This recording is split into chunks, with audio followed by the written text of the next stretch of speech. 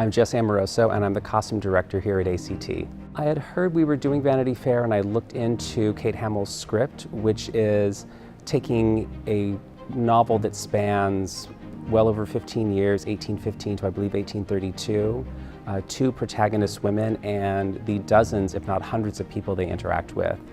When I heard it was a cast of 7, I then knew that it was going to be a quick change folly, and that it was up to Jen Moeller, the designer and the director, to really decide how does this cast of characters change character, change gender, advance plot and time period, but then sometimes go back to a character maybe a few pages back and really solidly portray that character again, so that the actor themselves have some ownership of each character rather than just a non-stop barrage of costumes delivering time and place.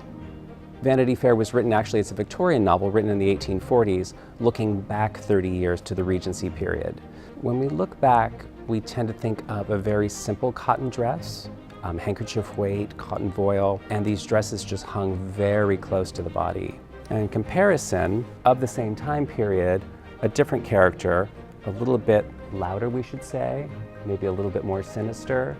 The designer has paired a really bright mustard with a patterned silk taffeta and a black lace overlay. Now, because this costume is also meant for a quick change, the designer has ingeniously included the jewelry. One of my favorites behind us is a military jacket that is bestrewn with militaria.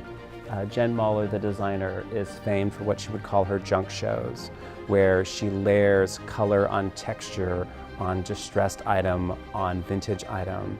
Here is a great dress that is meant to show an older character in that Regency period, and she's clinging to some of the 18th century styles of a lower waist and a fuller skirt. In theatrical design, you might find yourself cheating decades, where you might set something in 1815, but a character who was forward-thinking and a little bit more modern, you might cheat them to the 1820s. And if you want to show a character that is rooted in the past, or an older woman or an older man who is clinging to past ways, they might wear something that was popular in their teens or 20s. There are a couple of characters in the show that have definite time periods.